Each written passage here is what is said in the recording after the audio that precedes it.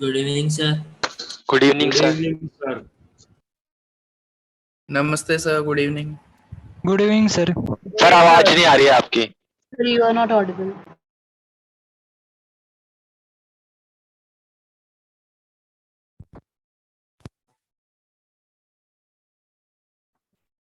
क्या आवाज आ रही है?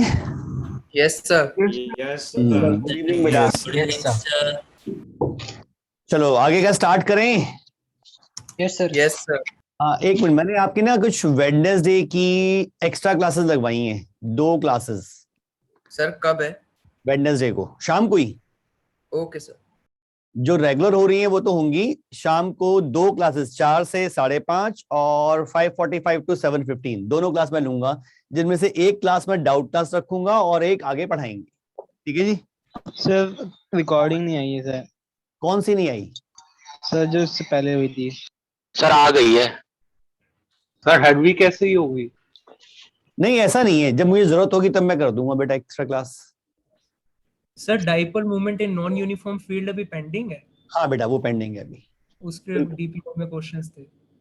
नहीं, जो क्वेश्चन थे वो तो बहुत सिंपल थे। हमें एक्चुअल में उसमें डाइपोल डाइपोल इंटरेक्शन जो थोड़ा सा एडवांस लेवल पे है वो करेंगे अलग से।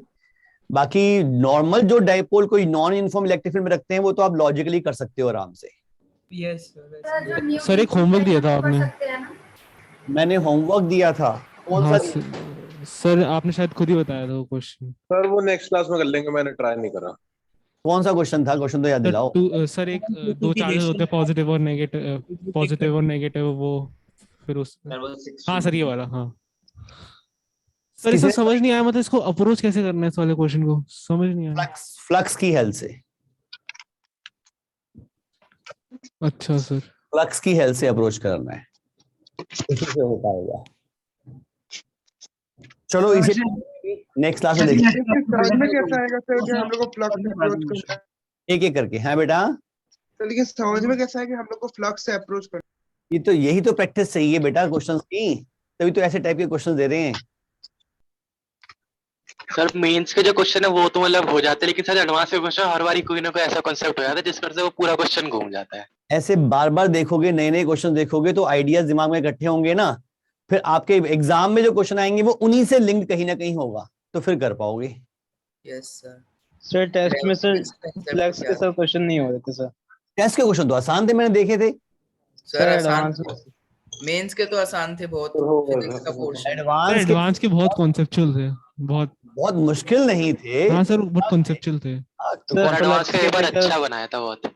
सर फिजिक्स का तो अच्छा था एटलीस्ट, एडवांस का। मैथ्स का थोड़ा ऐसा ही था। हाँ सर मैथ्स में थोड़ा क्वेश्चन थी लेकिन मजा आया करके। अब नहीं, अच्छा सॉल्यूशन तो मिल जाते हैं उसके आपको? सर सबके नहीं मिलते। हाँ सर सबके जो बहुत इजी होते हैं उनके सॉल्यूशन नहीं डालते। Yes sir. खुद सोचो, नहीं हो तो अल्टीमेट सोचने के बाद भी ना हो तो मेरे से पूछ लेना, लेकिन खुद ट्राई करने चाहिए पहले। चलो आज हमने गॉस लॉ की सेकंड एप्लीकेशन पढ़नी है। पहली एप्लीकेशन तो हमने कर ली थी गॉस लॉ की, to find the flux in symmetrical cases. दूसरी एप्लीकेशन है to find the electric field. लेकिन गॉस लॉ की हेल्प से हमें अगर इलेक्ट्रिक फील्ड कैलकुलेट करनी है तो उसकी कुछ कंडीशंस हैं, तभी हम निकाल पाएंगे जब वो उन कंडीशन को सेटिस्फाई कर रही होगी। पहली बात आप नोट करते रहना ये पॉइंट्स बेटा। पहली बात, हमें इलेक्ट्रिक फील्ड की डायरेक्शन का आइडिया होना चाहिए। हमें पता होना चाहिए कि इलेक्ट्रिक फील्ड किस तरफ होगी अगर हमें गॉस लॉ की हेल्प से इलेक्ट्रिक फील्ड निकालनी है। अगर हमें गॉस लॉ की वजह से इलेक्ट्रिक फील्ड का एक्सप्रेशन, फॉर्मूला, कोई वैल्यू निकालनी है तो सबसे पहली बात हमें उस इलेक्ट्रिक फील्ड की डायरेक्शन का आइडिया होना जरूरी है। क्लियर? Yes sir. नोट कर लिया? Yes sir. Sir direction of electric field. हाँ, direction of electric field must be known to us. अगर हम इलेक्ट्रिक फील्ड कैलकुलेट करना चाहते हैं यूजिंग गॉस लॉ, अब गॉस लॉ अप्लाई करना है तो हमेशा हमें एक गॉसियन सरफेस, एक क्लोज सरफेस तो चाहिए होगी, तभी तो गॉस लॉ अप्लाई कर पाएंगे। तो जब भी हमें इलेक्ट्रिक फील्ड की सॉरी इलेक्ट्रिक फील्ड कैलकुलेट करना है यूजिंग गॉस लॉ, तो हमें अपनी तरफ से एक गॉसियन सरफेस एज्यूम करनी पड़ती है। वो गॉसियन सरफेस एज्यूम करते हुए हमें 3 बातों का ध्यान रखना है, जो मैं लिखवा रहा हूं, एक एक करके नोट करते रहे उसको। सबसे पहला पॉइंट, जो भी गॉसियन सरफेस आप एज्यूम करो, that must pass through that point at which we have to calculate the electric field. Means जिस पॉइंट पे इलेक्ट्रिक फील्ड निकालनी है, वो गॉसियन सरफेस उस पॉइंट से तो जरूर पास करनी चाहिए। क्या पहला पॉइंट लिखा?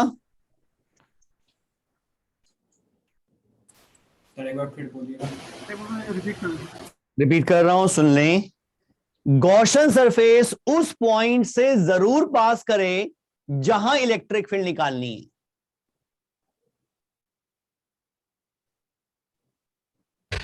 Yes, sir. सेकेंड पॉइंट, हमें गॉसियन सरफेस ऐसी एज्यूम करनी है कि उस गॉसियन सरफेस के हर पॉइंट पर इलेक्ट्रिक फील्ड की क्वांटिटी, यानी कि इलेक्ट्रिक फील्ड का मैग्नीट्यूड सेम होना चाहिए।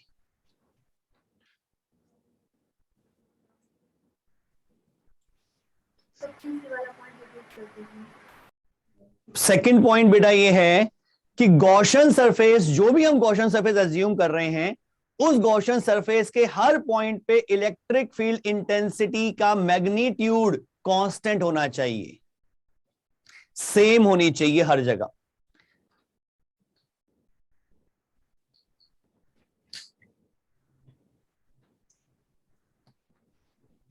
नोट कर लिया? हो गया सर।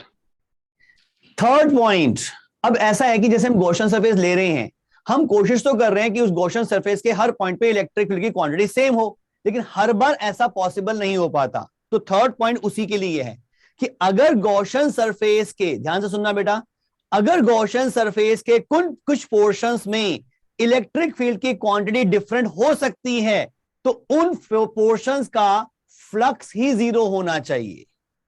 उन पोर्शंस का फ्लक्स ही जीरो होना चाहिए। सर एक बार रिपीट कर दो। थर्ड पॉइंट कौन सा? सर जो भी बताया आपने। सर जो फ्लक्स जीरो होना चाहिए। लास्ट पॉइंट मैंने कहा कि अगर गॉसियन सरफेस के कुछ पोर्शंस में इलेक्ट्रिक फील्ड की क्वांटिटी डिफरेंट हो सकती है, तो उन पोर्शंस का फ्लक्स ही जीरो होना चाहिए।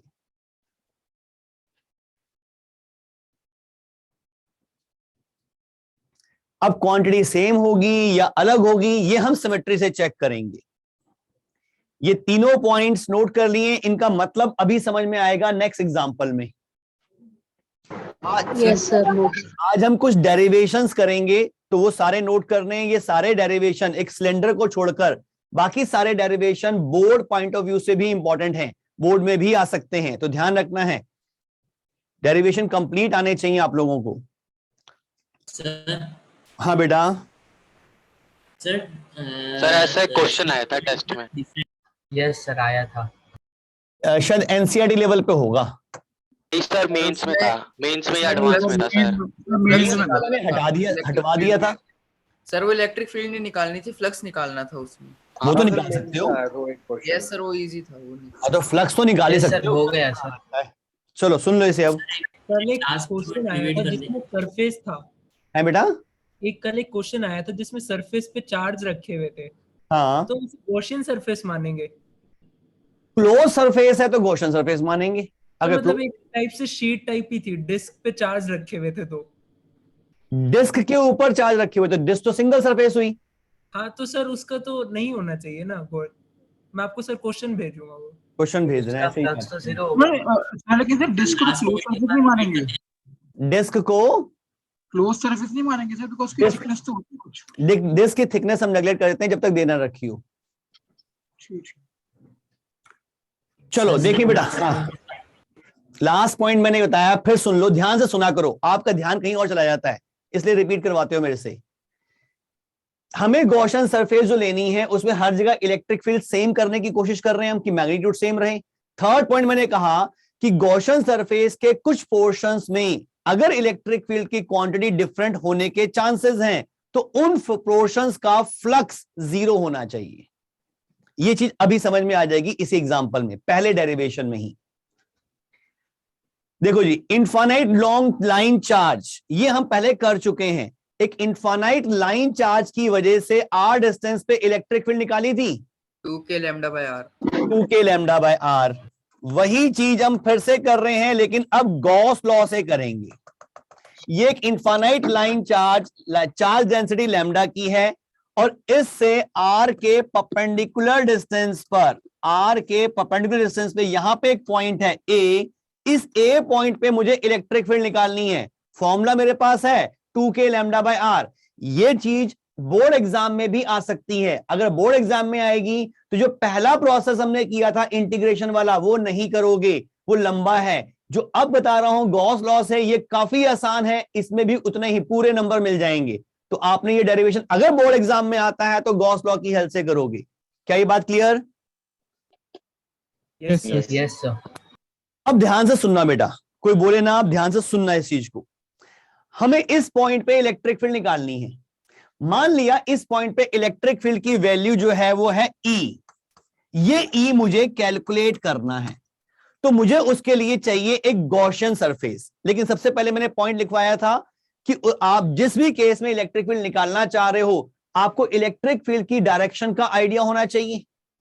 इस लाइन चार्ज, इस इनफाइनाइट लाइन चार्ज को अगर मैं देखूं तो उसकी इलेक्ट्रिक लाइंस ऐसे जा रही होंगी रेडियली आउटवर्ड, इधर भी, इधर भी, इधर भी, इधर भी, इधर भी।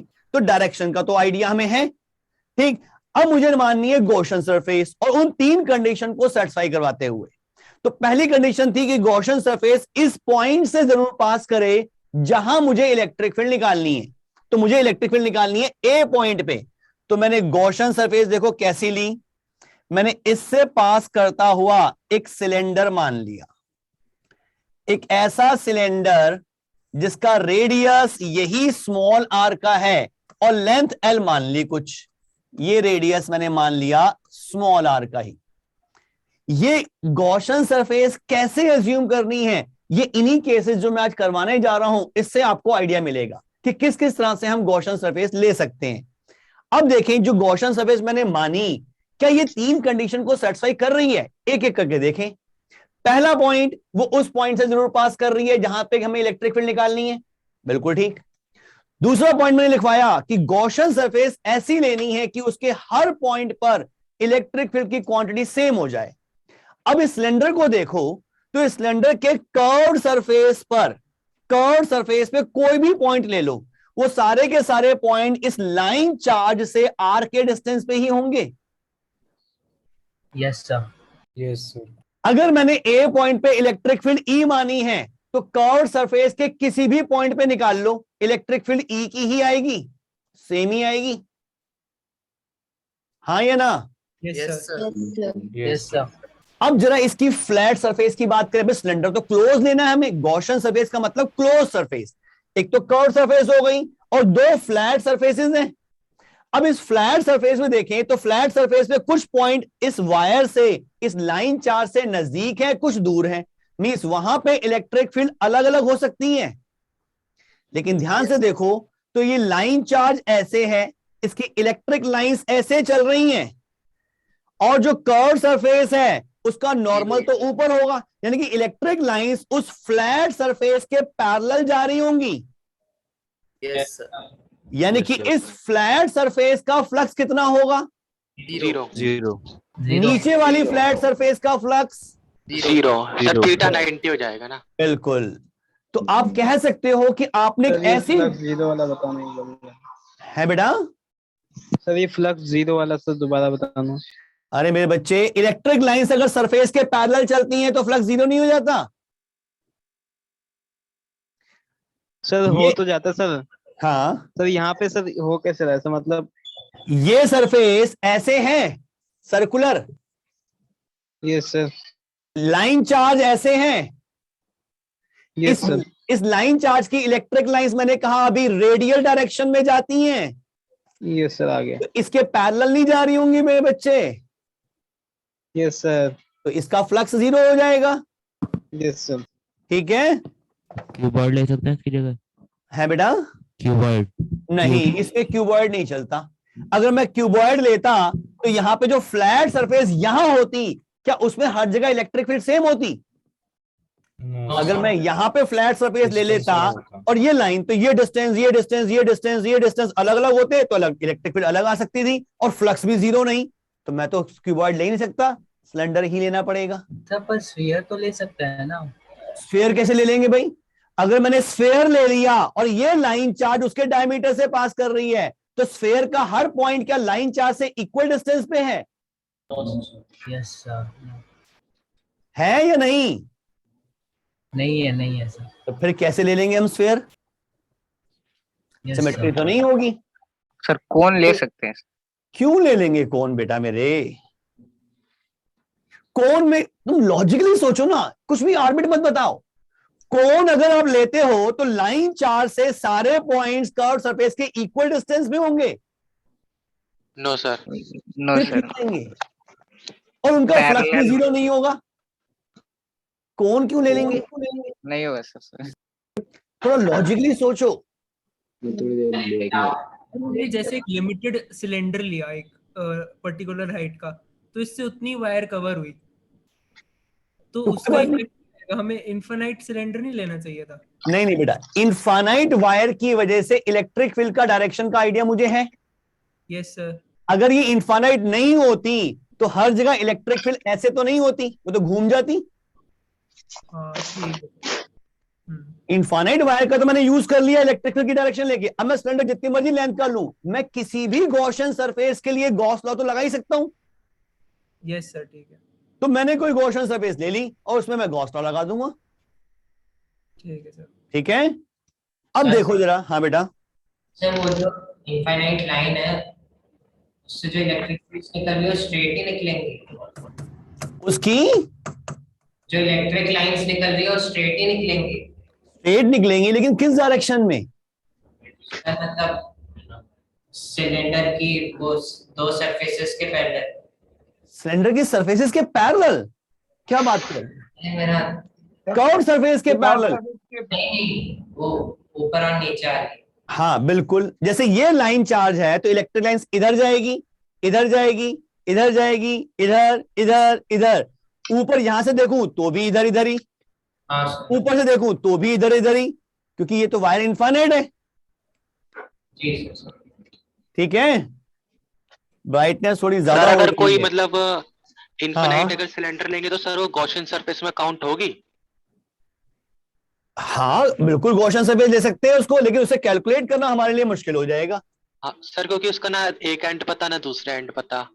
हाँ तो गॉसियन सरफेस ऐसे हमने लास्ट टाइम किया नहीं था, एक सिलेंडर माना था इनफाइनाइट, उसका फ्लक्स भी क्यू बाय एप्सिलॉन नॉट आया था, तो वो भी लगभग क्लोज गॉसियन सरफेस जैसा ही काम कर रही थी। भाई मान लिया इन्फिनिटी पे बंद हो रही है। Yes sir. लेकिन उससे कैलकुलेशन करनी बहुत मुश्किल हो जाएगी, लिमिट लगा के काम करना पड़ेगा। क्यों हम मुश्किल करें अपने क्वेश्चन को जब हम फाइनाइट ले सकते हैं? चलो देखो भाई, ये हमने गॉसियन सरफेस ले ली। अब स्टेप्स ध्यान रखने हैं। हर बार जब हमें गॉस लॉ की हेल्प से इलेक्ट्रिक फील्ड निकालनी है, हर बार इन्हीं स्टेप से हम आगे मूव करेंगे। पहला स्टेप, जो भी आपने गॉसियन सरफेस ली जो उन तीन कंडीशंस को सेटिस्फाई कर रही है, सबसे पहले उस गॉसियन सरफेस का फ्लक्स कैलकुलेट करो using basic definition of flux. यानी कि इस गॉसियन सरफेस का फ्लक्स मतलब E dot ds over the curved close surface, ये हमें कैलकुलेट करना है बेसिक डेफिनेशन से।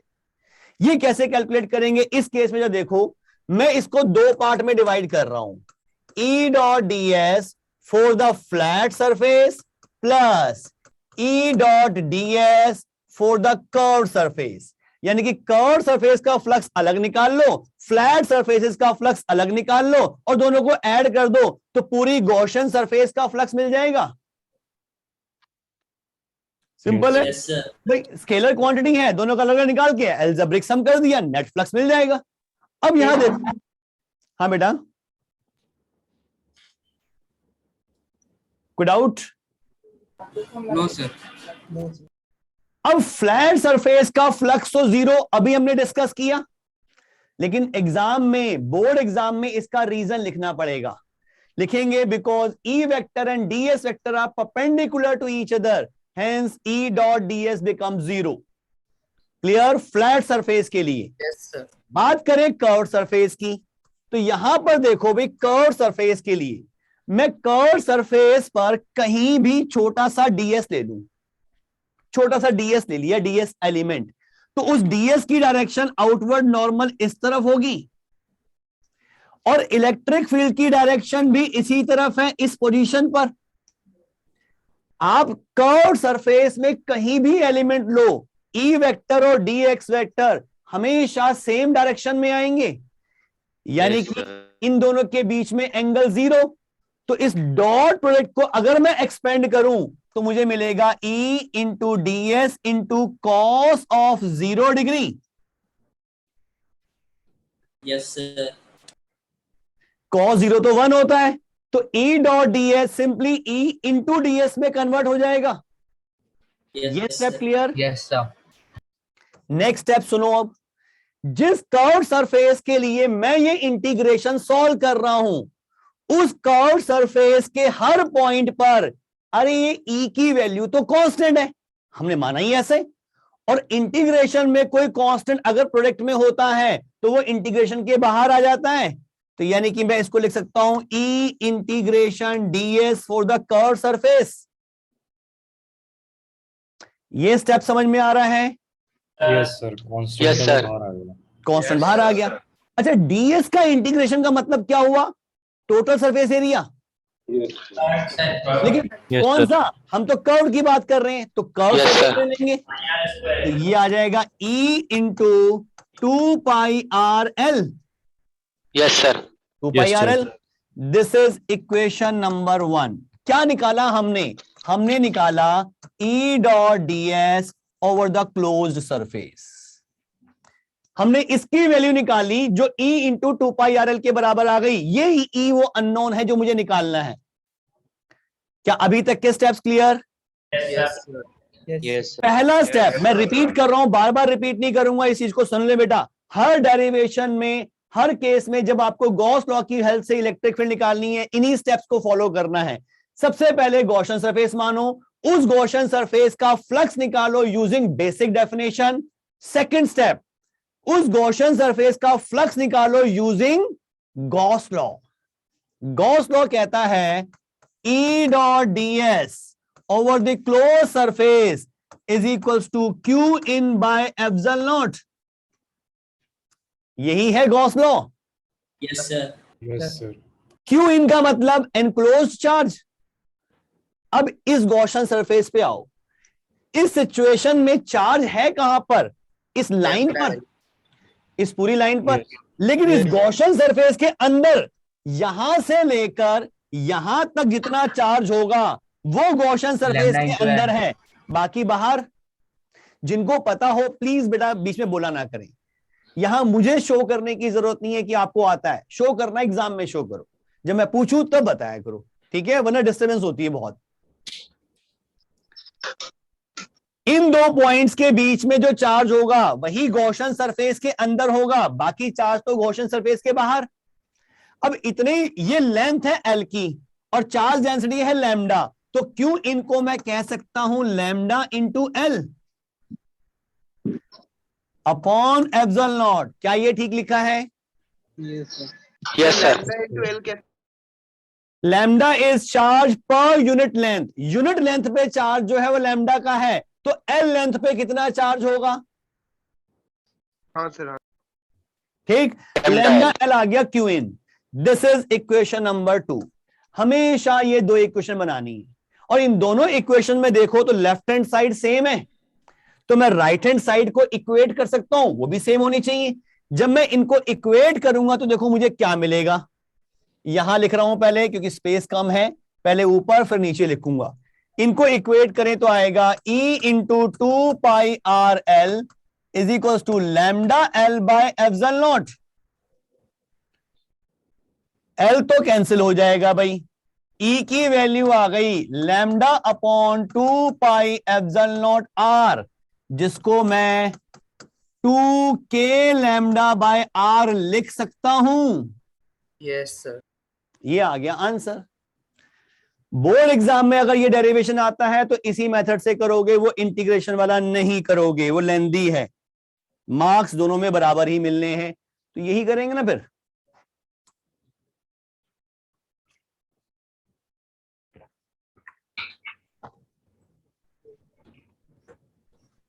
सर लास्ट वाला स्टेप में जब आपका पाई बाई 2 पाई एप्सिलॉन आ रहा है, उसके बाद हमने के 1/4 पाई एप्सिलॉन नॉट के होता है।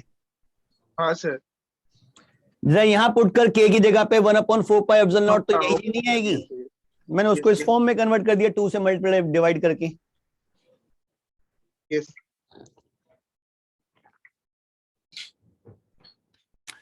हटा दो उसको। Yes sir. Yes sir. ये पहला डेरिवेशन था, सिंपल सा। अब इसी पे बेस्ड आगे के और भी हैं। इनसाइड द होलो सिलेंडर, ये हम चलो कर ही लेते हैं, वैसे बेटर है कि बाद में करें ये दो केस। पहले ये करेंगे,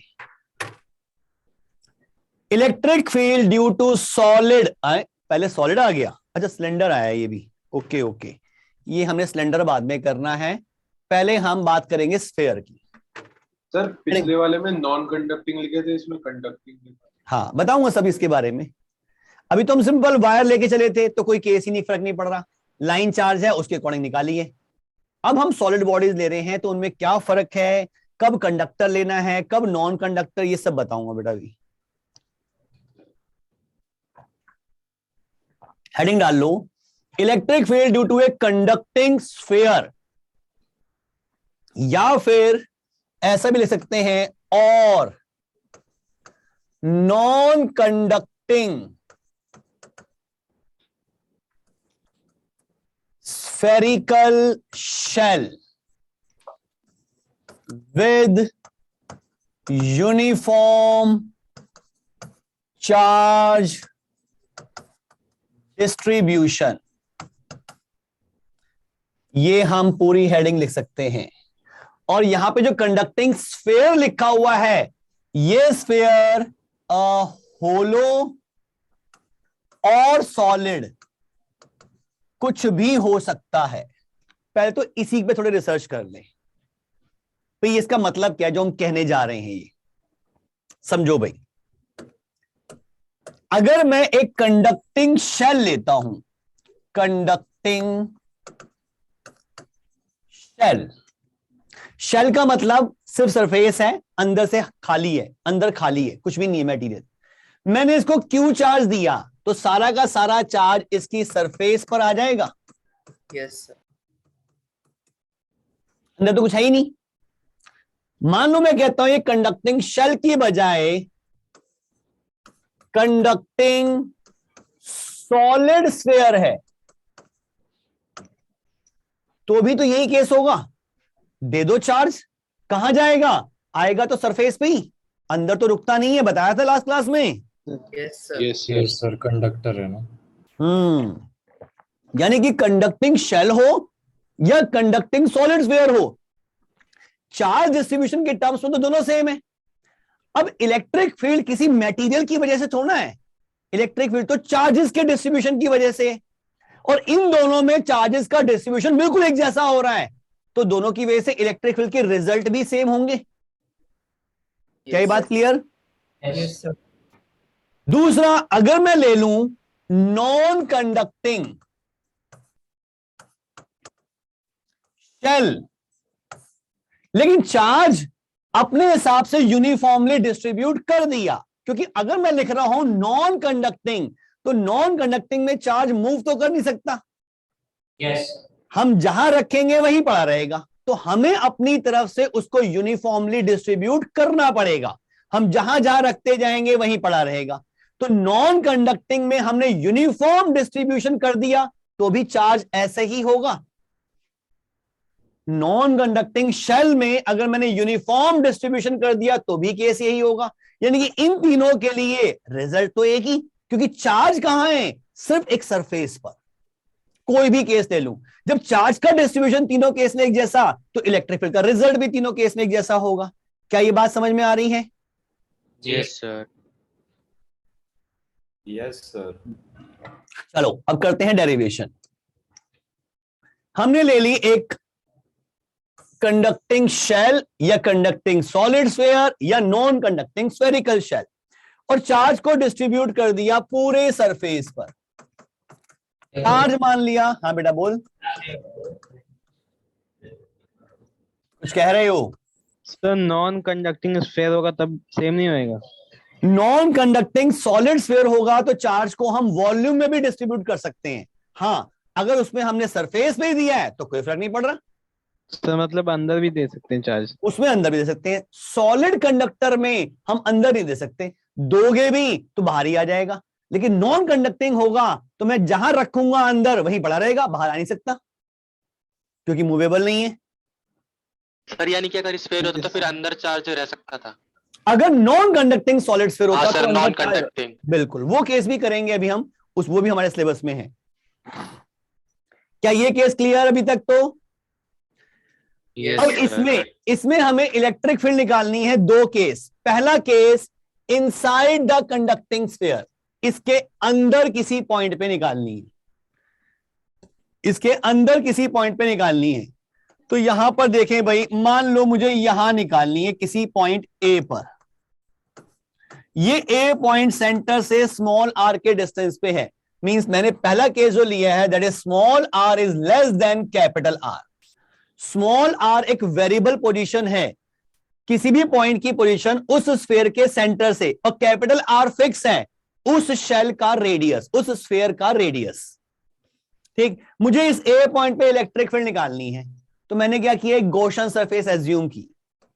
मैंने गॉसियन सरफेस ले ली कॉन्सेंट्रिक स्फीयर, आर रेडियस का। ये ग्रीन कलर से जो मैंने बनाया है दिस इज गॉसियन सरफेस। ये गॉसियन सरफेस उन तीनों कंडीशन को सेटिस्फाई कर रही है। उस पॉइंट से पास कर रही है जहां पे इलेक्ट्रिक फील्ड निकालनी है। ठीक है, इस अगर यहां पे मैं इलेक्ट्रिक फील्ड ई मान लूं जो मुझे निकालनी है, तो इस गॉसियन सरफेस के हर पॉइंट पे इलेक्ट्रिक फील्ड ई ही होगी क्योंकि सिमेट्री है। कैसा भी केस देख लो, स्फीयर के यहां देखा, घुमा के इधर रख दिया तो यहां पे घुमा के, अरे सारे पॉइंट एक जैसे ही तो हैं। इस शेल के रिस्पेक्ट में सारे पॉइंट एक जैसे, तो यहां पे इलेक्ट्रिक फील्ड ई, तो हर जगह इलेक्ट्रिक फील्ड ई होगी। मींस ऐसा कोई पोर्शन ही नहीं है जहां पे इलेक्ट्रिक फील्ड की क्वांटिटी डिफरेंट हो सके। तो थर्ड कंडीशन की मुझे जरूरत ही नहीं पड़ी। सर बात क्लियर? सर ये जरूरी है कि मतलब पॉइंट जो है उसके ऊपर ही हो, मतलब अंदर नहीं हो सकता? क्या चीज? कौन सा पॉइंट? होगी जहां पे इलेक्ट्रिक फील्ड निकालनी है। ये सर एग्जैक्टली उस सरफेस जो है वहां से पास करे। बिल्कुल एग्जैक्टली उससे पास करनी चाहिए। रीजन, आपको इलेक्ट्रिक फील्ड यहां निकालनी है। आपने मान लो आपको इलेक्ट्रिक फील्ड इस ए पॉइंट पे निकालनी है, आपने गॉसियन सरफेस ऐसे मान ली। आप फ्लक्स निकालोगे गॉसियन सरफेस का, जब गॉसियन सरफेस का फ्लक्स निकालोगे तो इलेक्ट्रिक फील्ड तो गॉसियन सरफेस की पोजीशन पे यूज करोगे। तो जो आंसर आएगा वो यहां का आएगा ना, यहां का क्यों आएगा? अच्छा सर, ये भाई जहां पे इलेक्ट्रिक फील्ड निकालनी है उसको यूज तो करो। ई माना आपने, भाई ई है, ई कितना निकालना है, और आपने फ्लक्स निकालने के लिए उस ई का यूज ही नहीं किया, तो निकालोगे क्या? कोई और ई निकाल रहे हो फिर तो आप। ये बात क्लियर? डायरेक्शन आउटवर्ड होगी ना? डायरेक्शन आउटवर्ड या इनवर्ड ये तो नहीं पता, लेकिन होगी रेडियस के अलोंग, होगी रेडियस के अलोंग, रेडियस के अलोंग ही होनी चाहिए। Yes sir. अब देखो भाई, सबसे पहला स्टेप जो मैं लिखने जा रहा हूं यह अगले और 3 डेरिवेशंस में बिल्कुल सेम रहेगा। सबसे पहला स्टेप हम करते हैं कि E dot ds over the close surface हमें यह कैलकुलेट करना होता है। इस गॉसियन सरफेस पे मैंने कहीं भी एलिमेंट लिया तो इसमें इलेक्ट्रिक फील्ड अगर मैं रेडियली आउटवर्ड मान रहा हूं, हो सकता है गलत हो सकता है रेडियली इनवर्ड हो, लेकिन होगी रेडियस के अलोंग ही। तो ई वेक्टर और ds वेक्टर के बीच में एंगल या तो 0 या 180 होगा। Yes sir. तो मैं इसको लिख सकता हूं, अगर मैं एक केस के लिए इसको 0 मान लेता हूं तो E dot ds simply E ds में कन्वर्ट हो जाएगा। E ds cos 0 तो हो गया 1। E पूरी सरफेस के लिए कांस्टेंट है तो इंटीग्रेशन के बाहर आ जाएगा। और ds का इंटीग्रेशन मींस ये गॉसियन सरफेस का एरिया, यानी कि ये आ जाएगा E into 4πr². This is E dot ds over this close Gaussian surface. Equation number 1. क्या ठीक लिखा? यस सर जो नेट इलेक्ट्रिक फील्ड रहेगी वो भी रेडियस के अलोंग रहेगी?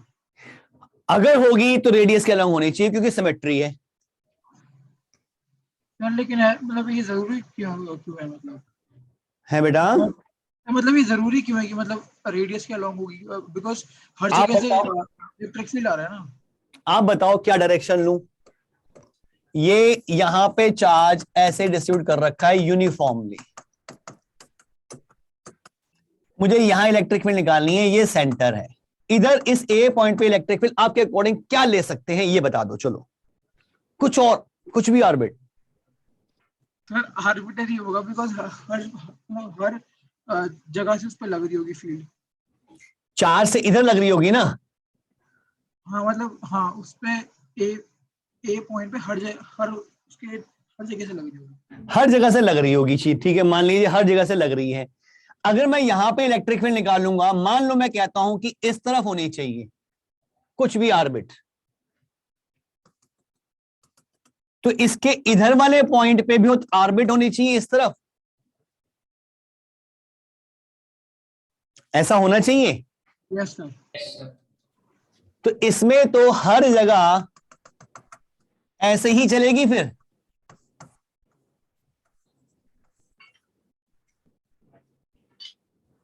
बात तो सर वही होगी. इधर सेम आ जाएगा. लेकिन अब लॉजिकली सोचो कि ये स्फीयर एक रिंग लेके चलो.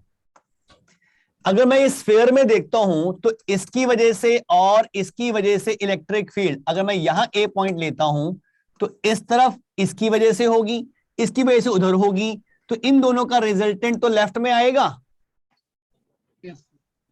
ठीक. Yes sir. अगर मैं एलिमेंट यहां लेता हूं, कुछ ऐसे लेते हैं यहां, और एक एलिमेंट इसके यहां ले लूं, इनकी वजह से इलेक्ट्रिक फील्ड इधर और इधर, इनका रिजल्टेंट भी इधर ही आएगा. यस. अब ऐसे ऐसे सारे एलिमेंट लेते जाओ, इधर इधर, तो इधर ही आएगा. जी सर. पूरा कवर कर ले, नेट तो इधर ही आएगा अगर आएगा तो. हाँ या ना? Yes sir. तो मैं इस तरह से ऑर्बिट क्यों लूं जब मुझे आइडिया है इस चीज का? सर लेकिन जब मैं लेफ्ट से लूंगा तब तो जो इलेक्ट्रिक फील्ड की डायरेक्शन है वो तो राइट में आएगी ना, तो वो कैंसिल नहीं हो जाएंगे सर? लेकिन होगी तो इसी लाइन के अलोंग, रेडियस के अलोंग. सर नेट तो रेडियस पे आएगा. भाई मैंने कहा मुझे नहीं पता इस तरफ है या इस तरफ है, जहां भी है तो रेडियस के अलोंग. Yes sir. क्योंकि जैसी सिचुएशन ऊपर वैसी सिचुएशन नीचे होगी इस ए पॉइंट के लिए ओ पॉइंट के रेफरेंस में. जितना चार्ज नीचे उतना चार्ज ऊपर, तो नेट जो आएगा वो इस रेडियस के अलोंग ही आना चाहिए, या तो राइट में या लेफ्ट में, मुझे नहीं पता. क्या ये बात क्लियर? Yes sir. तो ऐसे नहीं लेनी चाहिए, ये क्लियर है. अगर ये ले भी लेते तो गलत नहीं होता, लेकिन हम ले ही क्यों जब हमें आइडिया है इस चीज का. तो ठीक है सर. अगर नॉन यूनिफॉर्म होती तो जज करना मुश्किल हो जाता है ना. नॉन यूनिफॉर्म में तो हम कर ही नहीं सकते, फिर डायरेक्शन ऑर्बिट होगी, हम गॉस लॉ लगा ही नहीं पाएंगे, फिर तो इंटीग्रेशन से ही होगा. Okay sir. Sir inward outward से तो कोई फर्क पड़ ही नहीं रहा है, कॉस तो 0 ही होगा ना. cos 0 0 होगा, लेकिन cos 180 नहीं, cos 0 1 होता है, लेकिन cos 180 डिग्री तो -1 होता है मेरे बच्चे. तो यहाँ नेगेटिव भी तो आ सकता था. Yes sir. लेकिन मैंने एक एग्जाम्पशन ले ली. क्यों? क्योंकि मुझे पता है कि आंसर 0 आना है, तो मैं पॉजिटिव लूं नेगेटिव लूं कोई फर्क नहीं पड़ रहा. Okay sir. Next step, according to Gauss law, E dot ds over this closed surface is q in by epsilon naught. लिख देना, according to Gauss law. Q in का मतलब एनक्लोज चार्ज.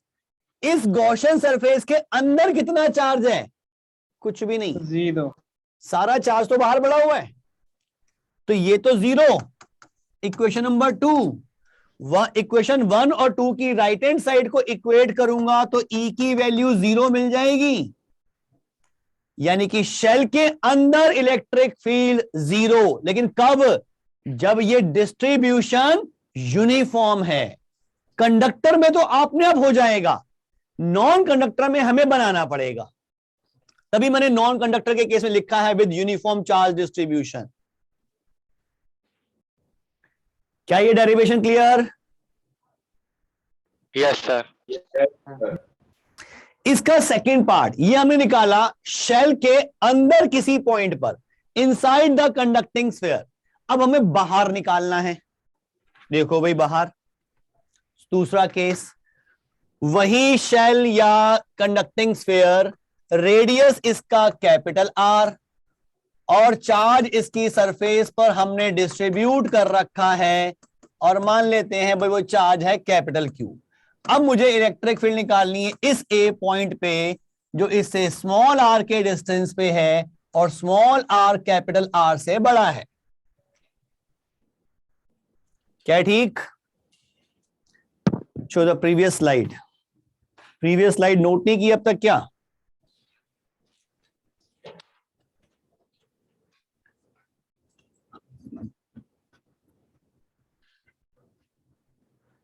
चलो,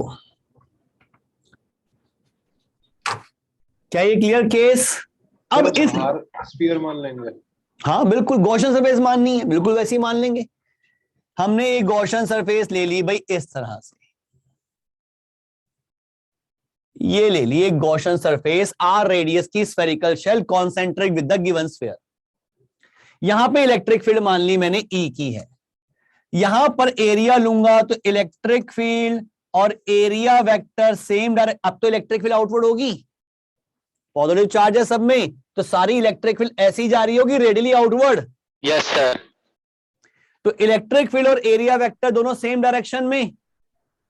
पहला स्टेप एज इट इज वही, E dot ds का integration over the close surface is equal to E into ds is equal to E integration of ds is equal to E into 4 pi r square.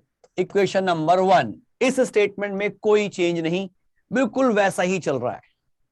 क्या ये समझ में आ रहा है? Board exam में तो ये आपको इन्हीं तरह से लिखना है और हर स्टेप का रीजन देना है। आपने इसको ये बना दिया, क्यों बना दिया? बताओ भाई थीटा 0 है। इससे ये बना दिया तो बताओ भाई E कांस्टेंट है इसलिए बाहर आ गया। इससे ये बना दिया तो बताओ भाई ds का इंटीग्रेशन टोटल एरिया है वो 4 पाई r स्क्वायर के बराबर है। लेकिन कॉम्पिटिशन एग्जाम के लिए हम क्या करेंगे? डायरेक्टली यही लिखेंगे, हम कुछ नहीं करेंगे, पहले directly E into 4 pi r square से स्टार्ट करेंगे।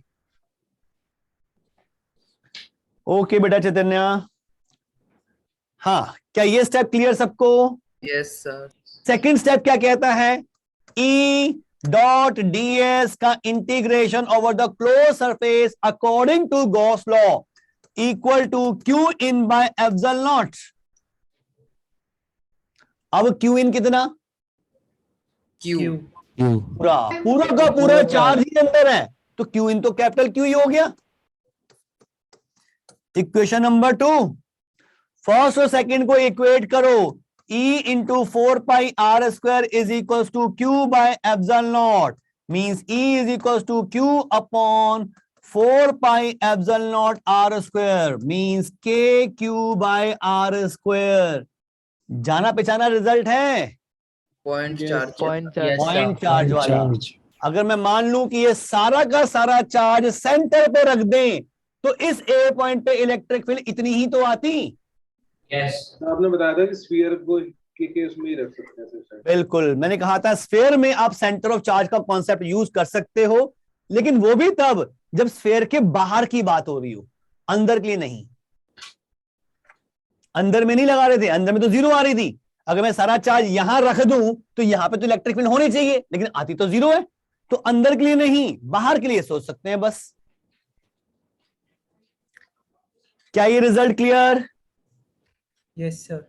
नोट भी कर लिया? यस सर, कर लिया। Yes sir 1 minute sir. जल्दी जल्दी फटाफट हाथ चलाया करो। और साथ साथ नोट किया करो। सर अभी तो पुराने नोट्स नहीं हुए थे। है बेटा? सर रिकॉर्डिंग सर बहुत लेट आई सर, पुराने नोट्स ही नहीं हो पाए अभी तक। नहीं तो ये नोट्स तो आप क्लास अटेंड नहीं करते हैं क्या? सर नहीं सर, लास्ट क्लास के सर नोट्स जो थे ना सर, वीडियो अपलोड ही नहीं हुआ था, कुछ छूट गया था लास्ट सर। क्लास क्या आपने अटेंड की थी? यस सर की थी। तो फिर क्लास के साथ साथ नोट्स क्यों नहीं बनाते? सर मतलब सर छूट गया था ना थोड़ा बहुत। क्लास के साथ साथ नोट्स बनाया करो फटाफट, और जल्दी से समझो भी और लिखो भी। चलो हो गया। चलो अब इसके बारे में देखो, ईआर ग्राफ। तो पहले तो मैं इसका फंक्शन लिख देता हूं। ईआर ग्राफ किसकी बात कर रहे हैं हम?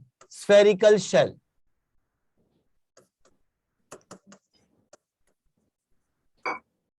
Spherical shell.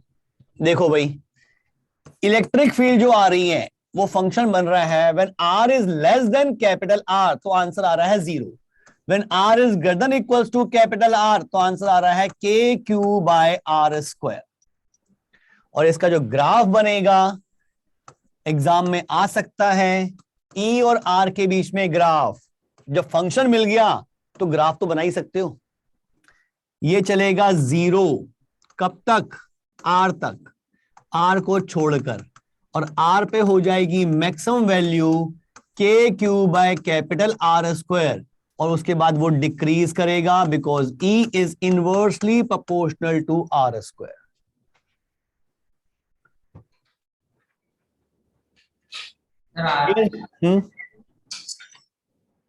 हाँ बेटा, ये नॉन लीनियर है, ध्यान रखना। 1/r² के प्रोपोर्शनल में आ रहा है, हाइपरबोला भी नहीं है। सरफेस पे भी अगर चार्ज हो तो हम ये मान सकते हैं ना कि स्फेरिकल शेल पॉइंट चार्ज है। सरफेस पर ये 0 नहीं होगा।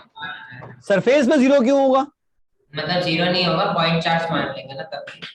हाँ बिल्कुल, सरफेस से लेकर बाहर तक आप पॉइंट चार्ज मान सकते हो। लॉजिकली भी सोचो कि एक स्फेरिकल शेल, चार्जेस सरफेस पे रखे हुए हैं, किसी पॉइंट पे इलेक्ट्रिक फील्ड निकालनी है तो सबकी उस पॉइंट की वजह से नहीं होगी, लेकिन बाकी सबकी वजह से तो इलेक्ट्रिक फील्ड आ रही है, नेट तो आएगी।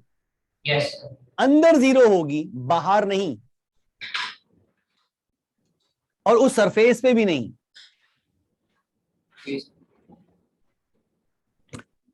चले आगे, ग्राफ नोट कर लिया? Yes sir. तो 1 मिनट सर नोट करना है। अरे इतने से में इतना टाइम? इतनी तो बातें कर ली बनाने के बाद। बनाना है सर बस।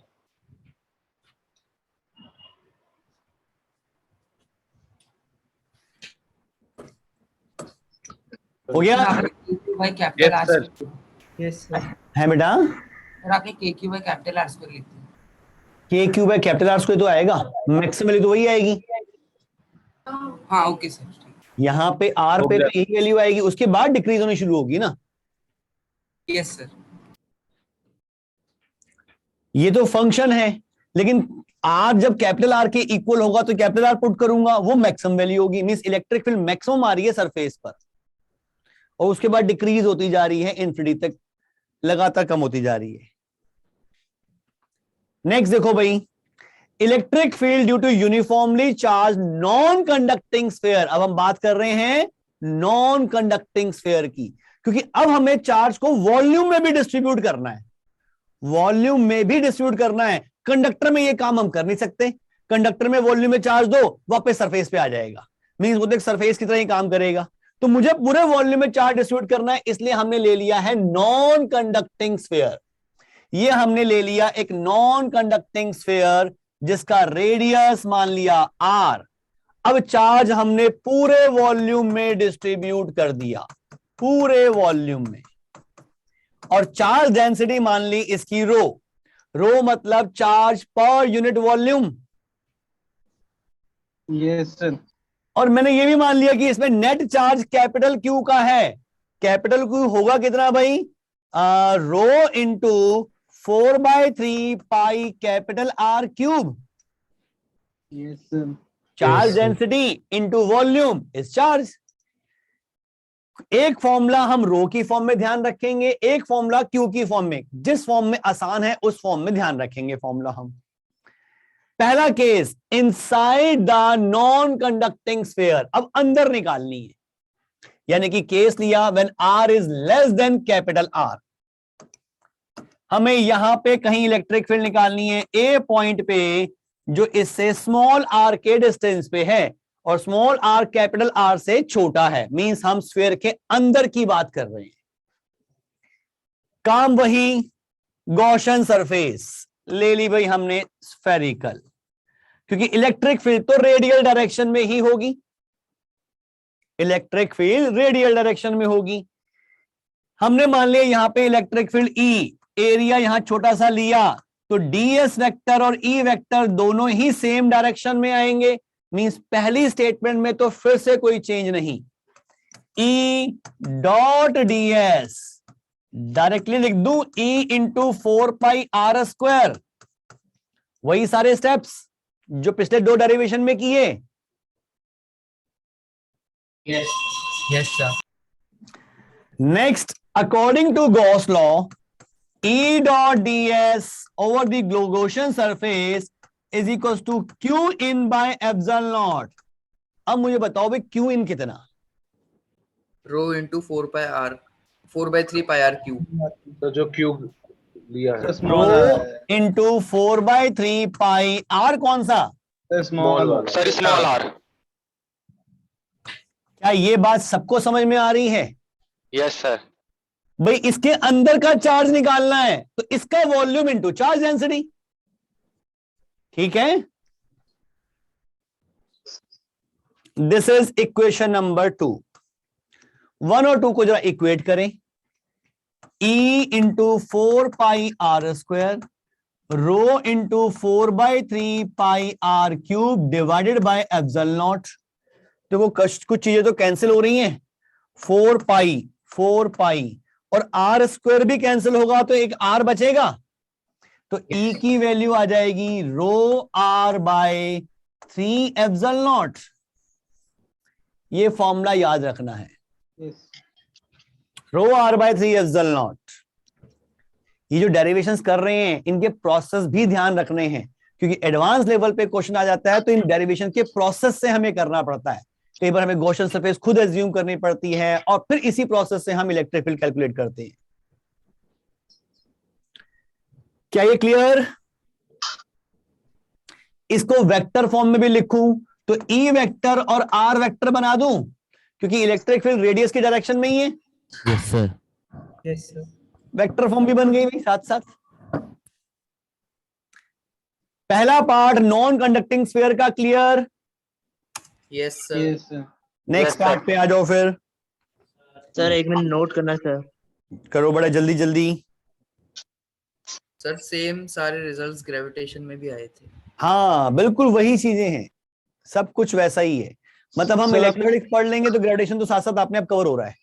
सर आपने प्लेन पढ़ा दिया है? प्लेन मतलब? सर एक क्वेश्चन आया था सर, 2 प्लेन दिए थे, उनके बीच की वो निकालनी थी इलेक्ट्रिक फील्ड। नहीं अभी नहीं पढ़ाया। ये किसने, ये क्वेश्चन आया था जेईई में आया था सर? मतलब टेस्ट में नहीं आया था सर, डीपीपी में शायद देखा था सर। अच्छा नहीं अभी पढ़ाना है बेटा, वो पढ़ाना है अभी, इसी में आएगा वो भी, इनफाइनाइट प्लेन के बारे में। यस सर हो गया।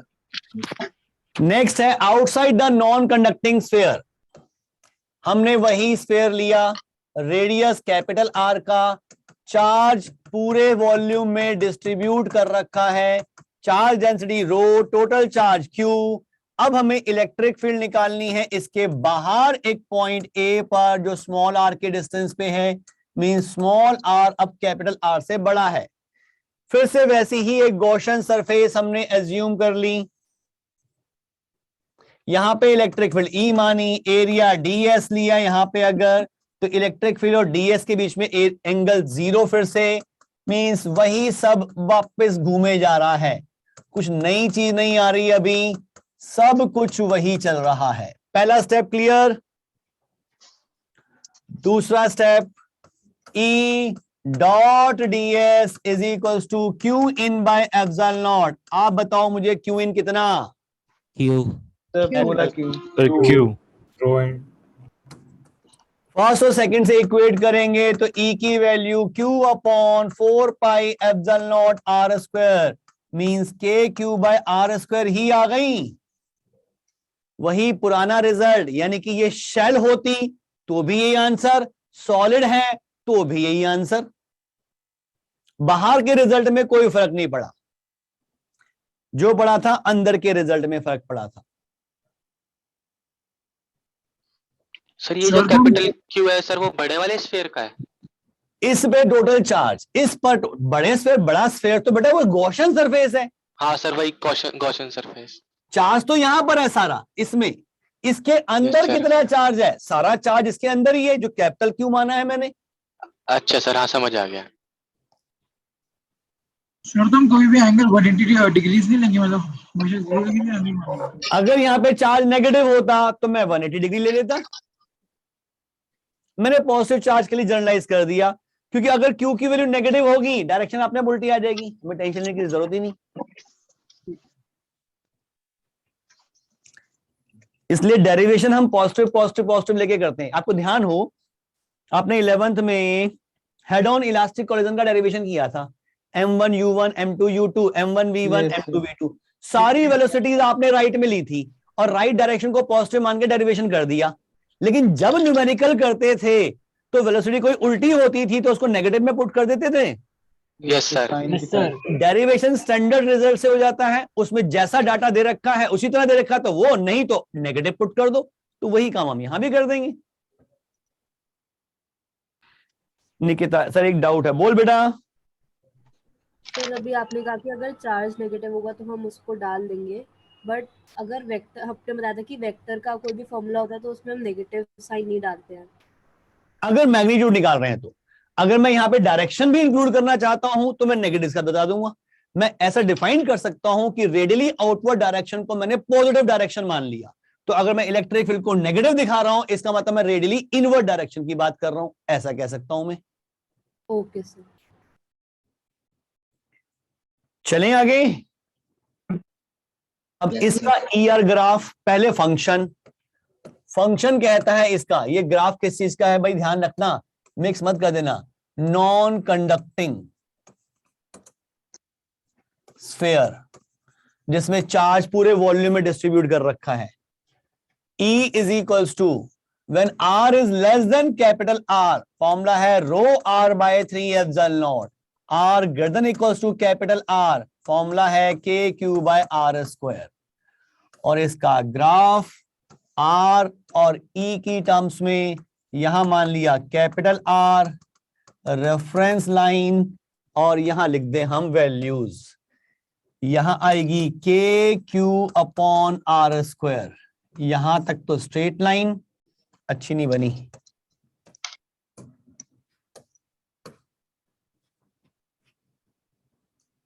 ये स्ट्रेट लाइन, और उसके बाद ये ऐसे डिक्रीज करेगी।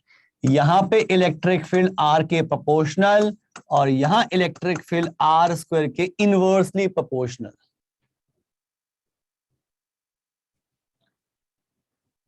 क्या ये क्लियर?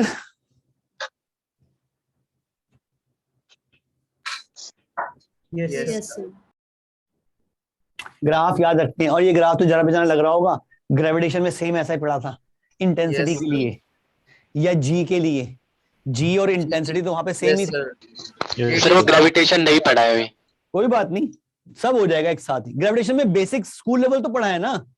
नहीं सर, वो सर ने बोला था कि इलेक्ट्रोस्टैट्स के बाद पढ़ोगे तो ज्यादा अच्छा समझ आएगा, इसलिए हमने करा ही नहीं था। अरे तो स्कूल लेवल तो पढ़ना चाहिए था ना। एग्जाम कैसे दिए थे?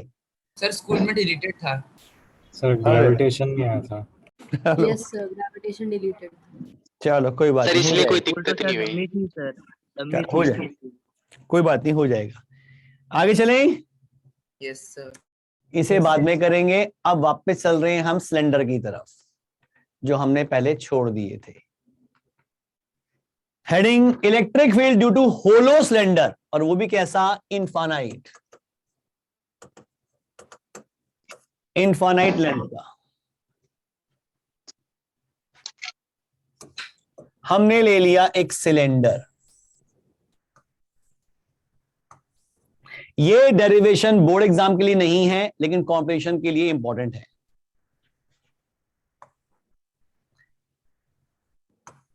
ये इसकी एक्सेस और ये इंफिनिटी तक जा रहा है, बहुत बड़ा सिलेंडर है। रेडियस इसका ले लिया हमने कैपिटल आर, और इसमें चार्ज डिस्ट्रीब्यूट कर दिया पूरी सरफेस पर। अंदर ना दिखाऊं तो अच्छा है, वरना कंफ्यूज हो जाओगे। नेक्स्ट वाले केस में सरफेस पे चार्ज है,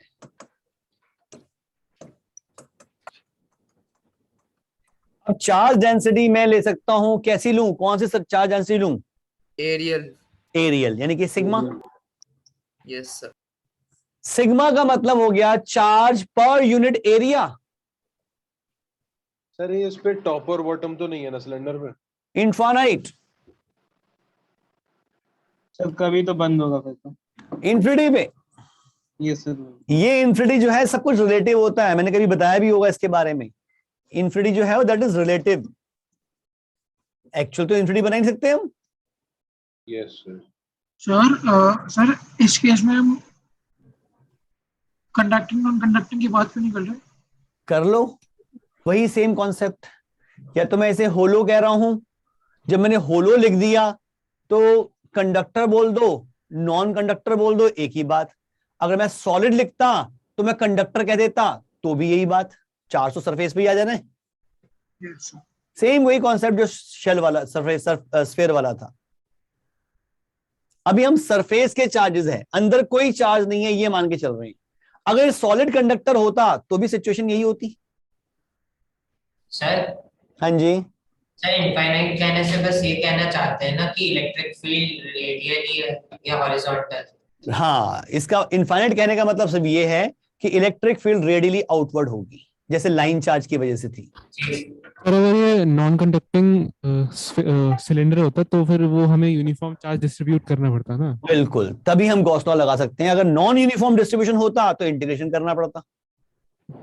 ठीक है सर। अब हमें यहां पे निकालनी है इनसाइड द होलो सिलेंडर। पहला case inside the hollow cylinder, यानी कि हमने इलेक्ट्रिक फील्ड निकालनी है यहां पर, इसकी एक्सिस से स्मॉल आर के डिस्टेंस पर पॉइंट ए पर, और स्मॉल आर कैपिटल आर से छोटा है। पहला केस कैसी गॉसियन सरफेस मानूं? अब तक थोड़ा आइडिया मिल गया होगा। सिलेंड्रिकल। सिलेंडर ही मान लो ऐसा। बिल्कुल ऐसा ही सिलेंडर ले लेते हैं भाई, ए इस तरह से, स्मॉल आर रेडियस का,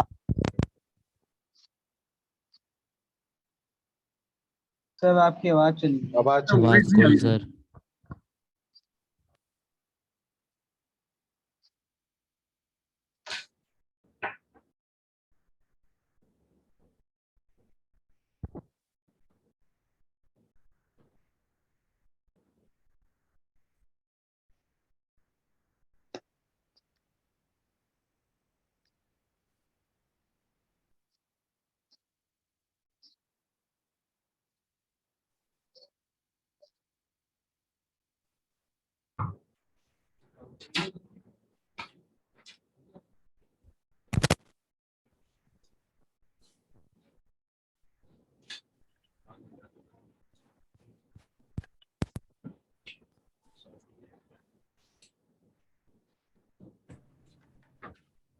क्या आवाज आ रही है?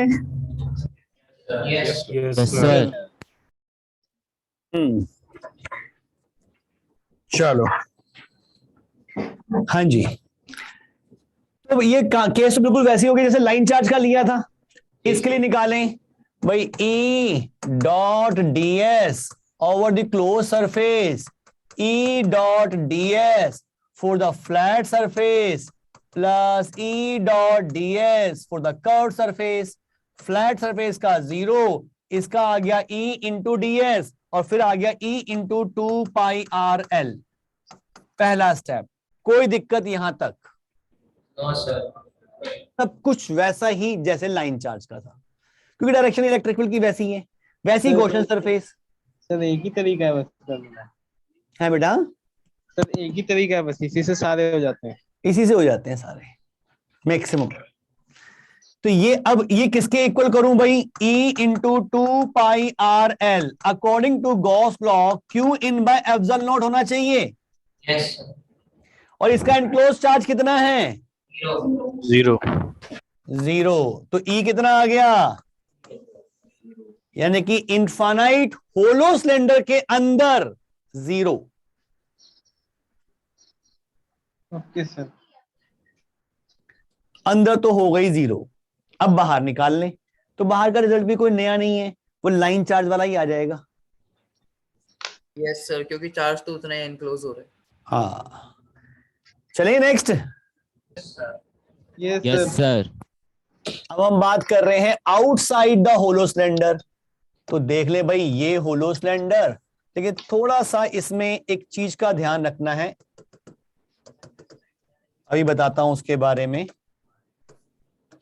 ये रेडियस है capital R, charge density sigma, और मुझे इलेक्ट्रिक फील्ड निकालनी है अब यहां पर इससे R के परपेंडिकुलर डिस्टेंस पे, और अब R कैपिटल R से बड़ा है, इस A पॉइंट पे इलेक्ट्रिक फील्ड निकालनी है।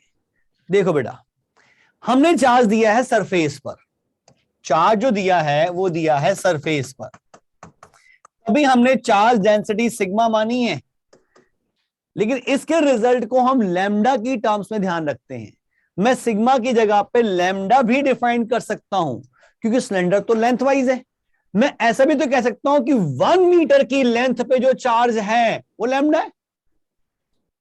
भाई सिग्मा क्या कह रहा है, यूनिट एरिया में जो चार्ज है वो सिग्मा है, लेकिन मैं ऐसा कह दूं भाई 1 मीटर यूनिट लेंथ में जो चार्ज है वो लैम्डा है, तो कोई दिक्कत थोड़ा है।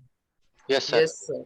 इन दोनों को लिंक कैसे करना है वो अभी मैं बताऊंगा, लेकिन लैम्डा भी मान सकते हैं, सिग्मा भी मान सकते हैं। टोटल चार्ज मैं नहीं मान सकता क्योंकि इनफाइनाइट है, चार्ज तो इनफाइनाइट होगा, तो टोटल चार्ज तो मैं डिफाइन नहीं कर सकता, लेकिन चार्ज डेंसिटी मैं लैम्डा और सिग्मा दोनों की टर्म्स में डिफाइन कर सकता हूं इन केस ऑफ सिलेंडर। हाँ या ना? यस सर देखो, हाँ बेटा बोलो। सर अगर जो ये सिलेंडर है अगर इनफाइनाइट नहीं होता तब भी हम ये दोनों डिफाइन कर सकते हैं ना? बिल्कुल डिफाइन, तो ये चीज तो हम तब भी डिफाइन कर सकते हैं। हाँ ठीक है। अगर यूनिफॉर्म डिस्ट्रीब्यूशन है तो कोई दिक्कत ही नहीं है। अब गॉसियन सरफेस फिर से वैसी ले ली, एक cylinder L length R radius, पहले स्टेप में तो कोई दिक्कत ही नहीं, E dot ds over the curve surface, flat का अलग करेंगे, कर्व्ड का अलग करेंगे, फ्लैट का 0 हो जाएगा और कर्व्ड का आ जाएगा E इंटू 2πRL। सर ये लैम्डा क्या माना है? Lambda is charge per unit length, cylinder की यूनिट लेंथ पे कितना चार्ज है। Okay sir. पहला स्टेप। दूसरा step, this is equals to Q in by epsilon naught, और Q इन को मैं अगर लैम्डा की टर्म्स में कहूं तो समझाना आसान होगा। Yes sir. L लेंथ है तो L लेंथ पे कितना चार्ज होगा, lambda L। Lambda L by epsilon naught, equate करूंगा तो L कट जाएगा, E का रिजल्ट वही lambda upon 2π epsilon naught R, मतलब 2k लैम्डा बाय R, वही इनफाइनाइट लाइन चार्ज वाला रिजल्ट।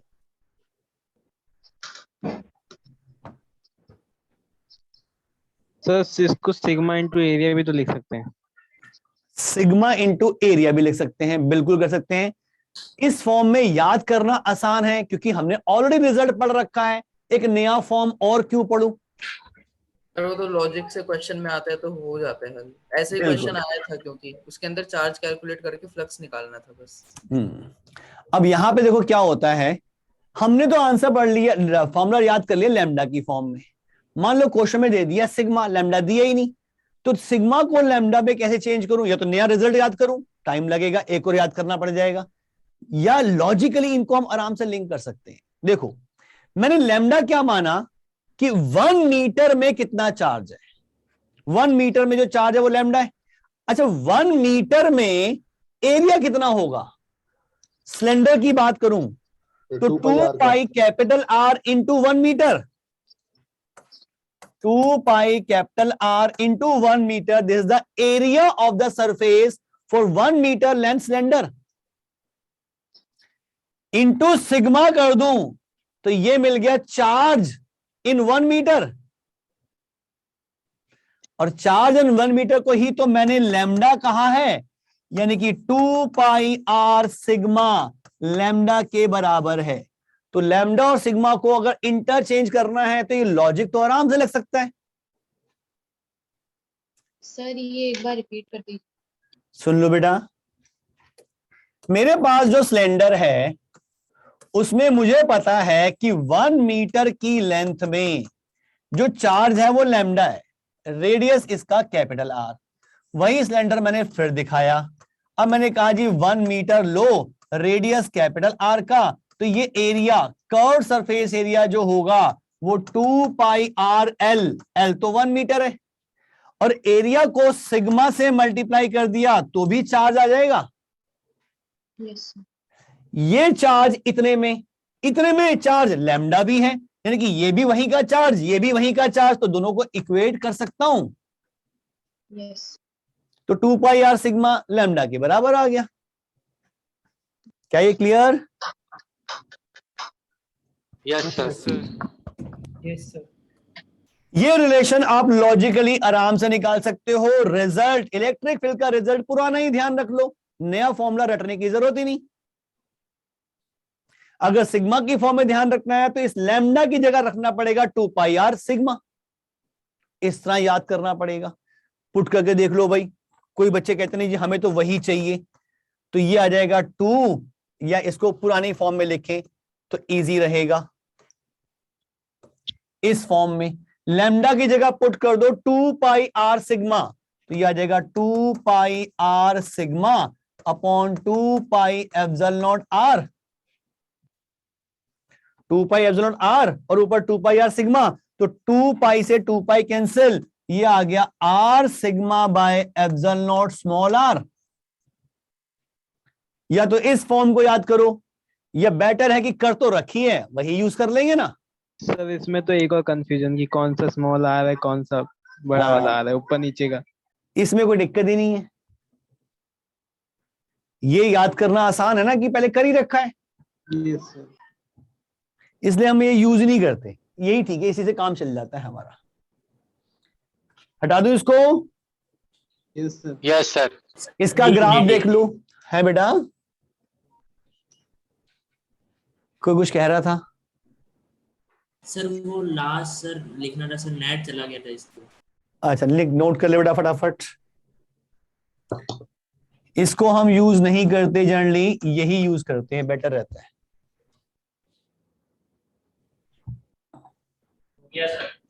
हो गया सर, हो गया।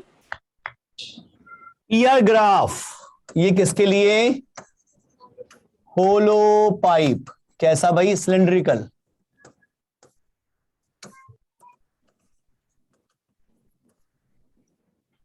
ई का फंक्शन जो मिल रहा है हमें, when r is less than capital R 0, when r is greater than equals to capital R 2k lambda by r। Graph r और e के बीच में कैपिटल R पर मैक्सिमम होगा 2k lambda by capital R, और इससे पहले होगा 0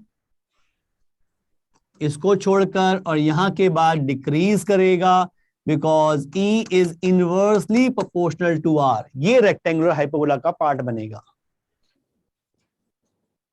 sir अगर क्वेश्चन में फंक्शन पूछता है मतलब किसी भी चीज का, तो सर बस उसका सर जनरल फार्मूला निकालना होता है। हाँ, फंक्शन तो इस तरह डिफाइन करते भाई, आपने कंटिन्यूअस डिसकंटिन्यूअस फंक्शन पढ़े होंगे। सर शायद नहीं पढ़े। अबे कंटिन्यूटी नहीं थी? सर पढ़े। 11th में थी शायद कंटिन्यूटी, तो शायद सर 12th में। चलो कोई बात नहीं, पढ़ लोगे। फंक्शन इस तरह डिफाइन कर देते हैं हम कि किस रेंज, किस डोमेन के लिए क्या डेफिनेशन है, किसी और डोमेन के लिए क्या डेफिनेशन है। Yes sir. कैसे याद रखेंगे? बहुत रिजल्ट हो गए। हाँ बेटा, रिजल्ट तो कुछ कोई मैं कोई हेल्प नहीं कर पाऊंगा, ये तो मैंने स्टार्टिंग में कहा था, इलेक्ट्रोस्टैटिक्स में बहुत सारे फॉर्मूलेज हैं, साथ साथ याद करते रहोगे तो अच्छा है। कहो जी इकट्ठे याद कर लूं तो नहीं होंगे, ये तो करना पड़ेगा, और लिख लिख के याद करोगे तो जल्दी याद होंगे। Okay sir. बहुत कष्ट है। स्टार्टिंग के तो प्रैक्टिस से याद हो गए, बिल्कुल हो जाएंगे, ये भी प्रैक्टिस से याद हो जाएंगे, इसकी भी बहुत प्रैक्टिस होगी, डोंट वरी। सर इलेक्ट्रोस्टैटिक तक के सर क्वेश्चन भी हो जाते हैं और सर रिजल्ट भी बहुत अच्छे से याद है। और सर डायपोल के बाद सर थोड़ा सा मतलब प्रॉब्लम आ रही है। अरे क्यों आ रही प्रॉब्लम भाई? सर पता नहीं क्यों सर क्वेश्चन नहीं बन रहे सर डायपोल के मतलब थोड़ी बहुत। डायपोल के बाद तो कुछ खास हमने किया भी नहीं है, अभी तो पोटेंशियल टच भी नहीं किया, अभी तो इलेक्ट्रिक फील्ड ही चली जा रही है बस। सर फील्ड तक सर समझ में आ गया था सब कुछ। फील्ड चल रही है सर ये तो समझ में आ रहा है सर, बीच का सर थोड़ा सा गायब हो गया। बीच का क्या चीज थी वो? सर डायपोल, और उसके बाद सर वो सर जो नॉन यूनिफॉर्म फील्ड में सर जो उसका मोशन होता है। नॉन यूनिफॉर्म का तो हमने पढ़ा ही नहीं अभी तक। सर क्वेश्चन तो डीपीपी में है सर। अच्छा वो मैं करवा दूंगा, डोंट वरी, वो करवाऊंगा बेटा। चलो नेक्स्ट देखो इसका, electric field due to solid non conducting cylinder, जैसे स्फीयर में किया था वैसे स्फीयर में भी आ जाओ, फटाफट डेरिवेशन कर रहे हैं। देखो भाई अब हमने ले लिया सॉलिड, रेडियस कैप, किसी का माइक ऑन है बेटा बंद करो।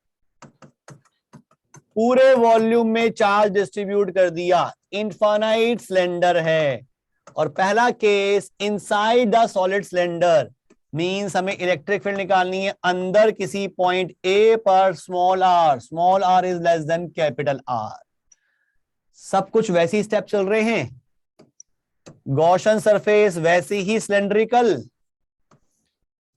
एल लेंथ की, पहला step E dot ds over the closed surface E into 2 pi RL is equals to Q in by epsilon naught। देखो जी ये तो वही बार बार लिखे जा रहा हूं मैं, कुछ नया काम तो आ नहीं रहा।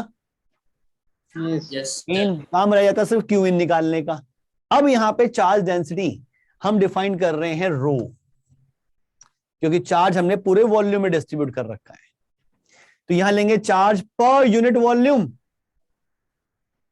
Yes sir.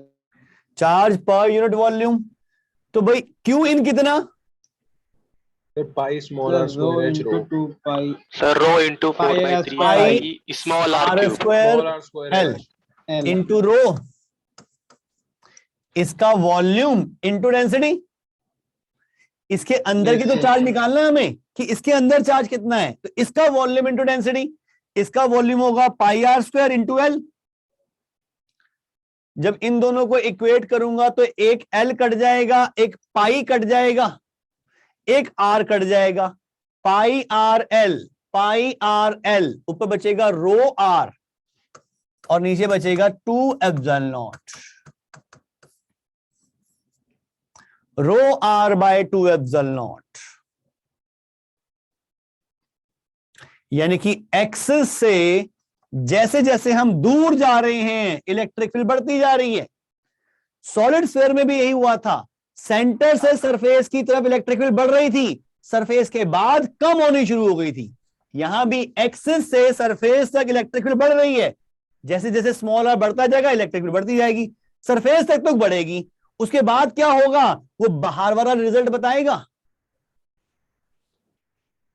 क्या ये clear? Yes sir. Yes sir. Note कर लिया? No sir.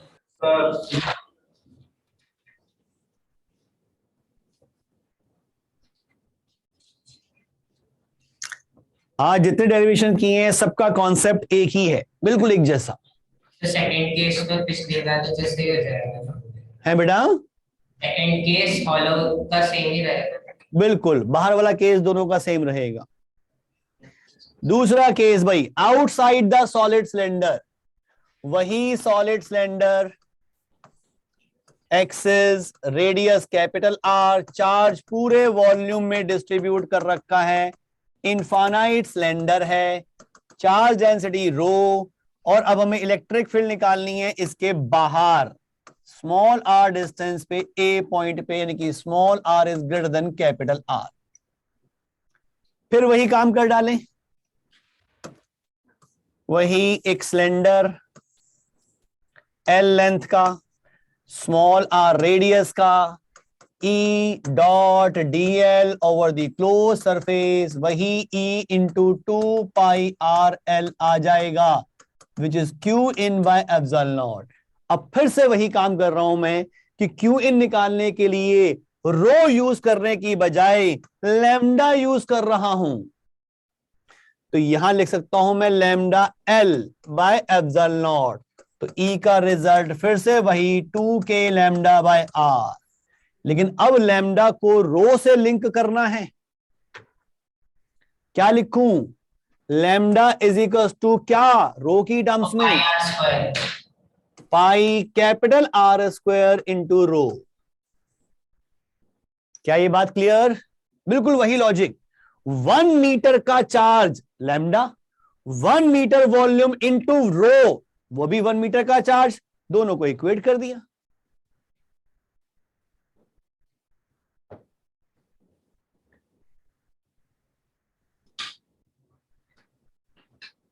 क्या ये result clear? Yes sir. Yes sir. अगर सर एक सिलेंडर में, एक सॉलिड सिलेंडर में जब हम कहते हैं कि हमने चार्ज डिस्ट्रीब्यूट करा है, तो हम उसको मानते हैं कि उसके सरफेस पे भी करा है कि नहीं करा, या फिर जब अंदर करा है डिस्ट्रीब्यूट? देखो, अगर पूरे वॉल्यूम में कर रखा है तो सरफेस पे कितना होगा हम कह ही नहीं सकते। मतलब कि सरफेस पे भी होगा ना थोड़ा बहुत? होगा, बिल्कुल सरफेस पे भी होगा, अंदर से लेकर सरफेस तक पूरे में डिस्ट्रीब्यूट हो रहा होगा। ठीक है। और सर फाइनाइट का तो हर पॉइंट पे अलग अलग आएगा ना रिजल्ट? फाइनाइट सिलेंडर का, हाँ, वो तो डिपेंड करेगा कि पॉइंट कहां लिया, वो तो Yes. इंटीग्रेट करके निकालना पड़ेगा। और सिलेंडर के केस में तो आपके एग्जाम में आएगा भी नहीं, वायर में आ सकता है, सिलेंडर में नहीं आएगा। ओके सर वो एक चीज पूछनी थी, जैसे सर हम जो क्वेश्चन कर रहे थे, जैसे कहीं लास्ट में क्यू चार्ज रखा था क्यूब वगैरह में, तो हम उसे सेंटर में ले आ रहे थे पूरे उस गॉसियन सरफेस के, तो सर हम मतलब ये अप्रोच लगा सकते हैं कि हम अगर चार्ज को सेंटर में ले आए तो ज्यादा आसान हो जाएगा कैलकुलेट करना फ्लक्स? हाँ, बिल्कुल लगा सकते हैं अप्रोच, बिल्कुल लगा सकते हैं बेटा। लैम्डा और रो में रिलेशन देख बेटा, सिलेंडर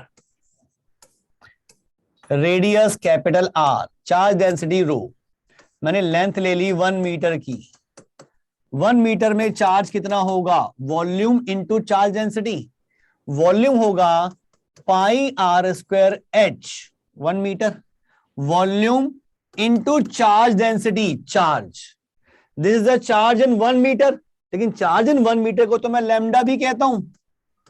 मिल गई रिलेशन? क्या क्लियर? यस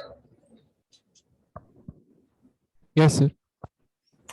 चलो इसका ग्राफ देख लो बेटा फटाफट, सॉलिड सिलेंडर का। पहले तो फंक्शन है R less than capital R के लिए रो R by 2 epsilon not, solid sphere में आया था 3 एप्सिलॉन नॉट, यहां आ रहा है 2 एप्सिलॉन नॉट, ठीक है। R greater than equals to capital R के लिए 2k lambda by R E capital R, जहां पर मैक्सिमम होगा 2k lambda by capital R। Continuous function है, अगर कंटिन्यूस फंक्शन है तो आप इक्वल यहां की बजाय यहां भी लगा सकते हो, कोई फर्क नहीं पड़ रहा, दोनों वैल्यू सेम आएंगी। यहां लीनियर और यहां पे hyperbolic, E is proportional to R and E is inversely proportional to R.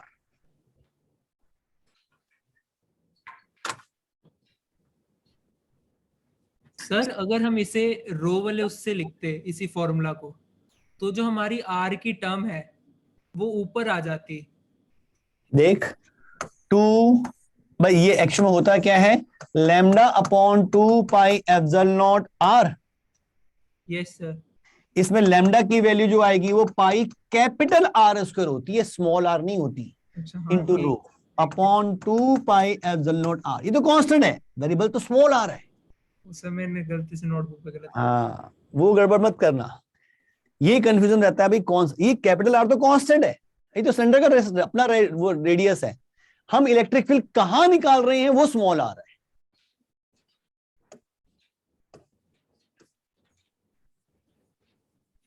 हो गया सर। नोट कर लिया?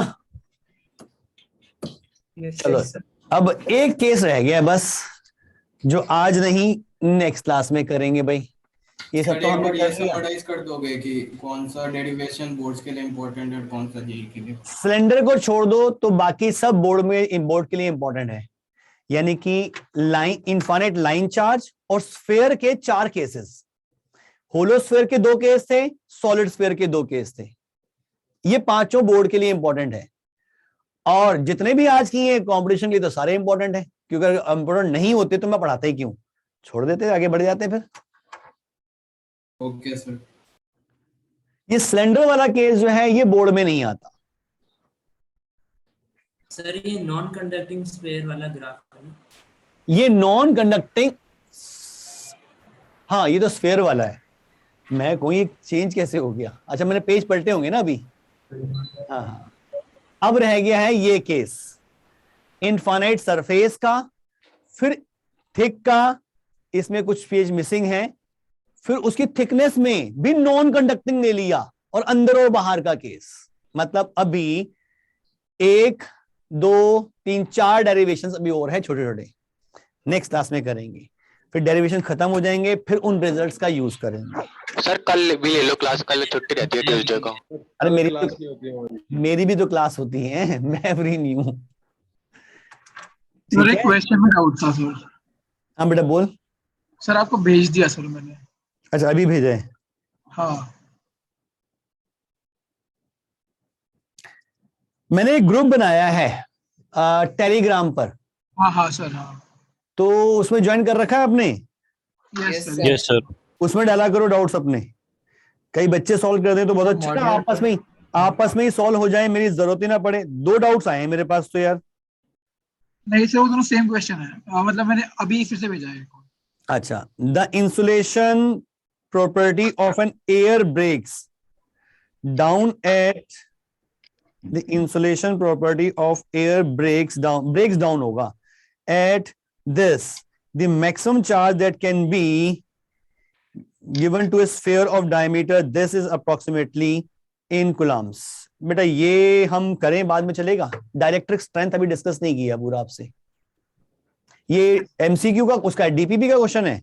नहीं सर टेस्ट का था, लास्ट टेस्ट में आया था, लास्ट टेस्ट में आया था। डाइलेक्ट्रिक स्ट्रेंथ मैंने कई बार पढ़ाया आपको, डाइलेक्ट्रिक स्ट्रेंथ? नहीं सर।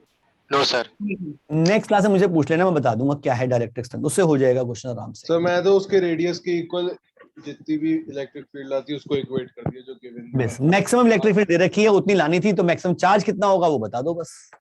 मुझे पता नहीं दिमाग में क्या आया, कर दिया, फिर बाद में देखा तो यही निकला। एक्चुअली में डाइलेक्ट्रिक स्ट्रेंथ जो है वो मैक्सिमम इलेक्ट्रिक फील्ड जो डाइलेक्ट्रिक सहन कर सकता है कि वो कंडक्टर ना बन जाए, तो वो मैक्सिमम इलेक्ट्रिक फील्ड दे रखी थी और चार्ज पूछा है, तो सिंपल फॉर्मूला लगाना था इलेक्ट्रिक फील्ड का। लेकिन मॉड्यूल के पीडीएफ अपलोड कर दो। किसकी? मॉड्यूल की।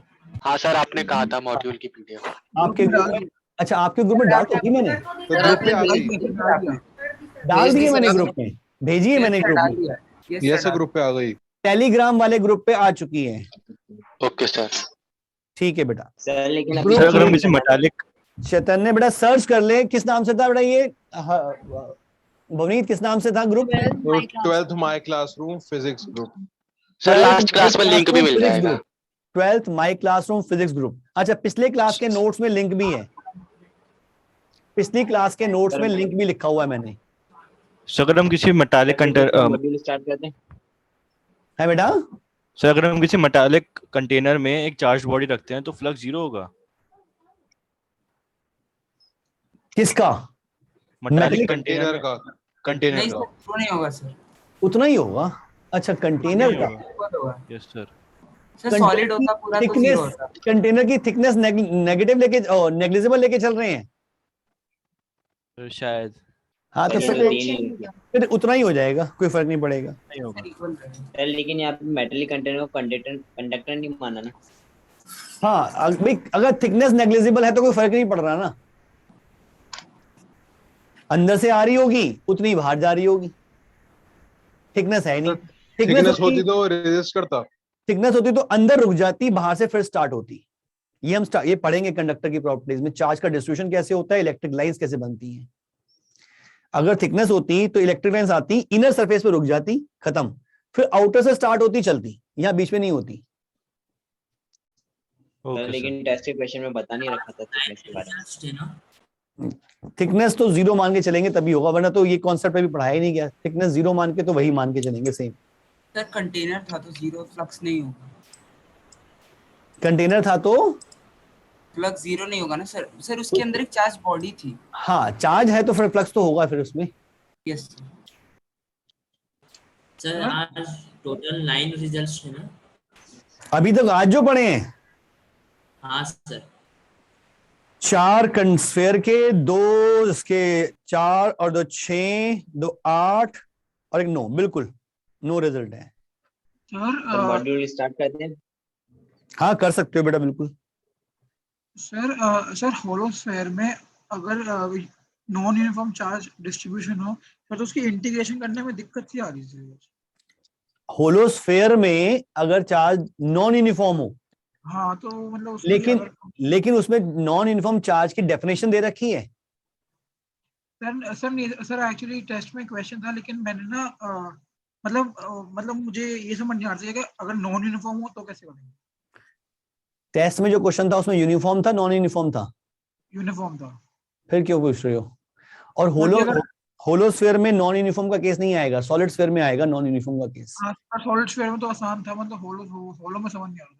होलो में तो फिर डेफिनेशन दो ना पहले कि कैसे चार्ज डिस्ट्रीब्यूट हो रहा है, कहाँ पे कितनी चार्ज डेंसिटी, ये तो बताना पड़ेगा ना। उसके बिना कैसे निकाल लेंगे? कोई तो रिलेशन दे रखी होगी। सर तो आप सर कुछ बना लो सर। ऐसा कुछ होता नहीं है, आता नहीं है, आएगा सॉलिड स्फीयर में आएगा बेटा, क्योंकि होलो का तो बहुत ही गंदा ट्रिपल इंटीग्रेशन बन जाएगा। अच्छा ठीक है, मैं वही कह रहा हूं, वो नहीं आता हूं। वो ट्रिपल इंटीग्रेशन बनेगा। अगर होलो में मैं चार्ज डिस्ट्रीब्यूशन करता हूं और नॉन यूनिफॉर्म करता हूं तो डेफिनेशन जो है वो एक्स वाई जेड तीनों एक्सेस में चेंज हो रही होगी, और वहां पे ट्रिपल इंटीग्रेशन करना पड़ेगा, डीएक्स का अलग, डीवाई का अलग, डीजेड का अलग। चलो मिलते हैं नेक्स्ट क्लास में बेटा फिर। Bye sir. Thank you sir. Thank you sir. Okay bye sir, have a nice day.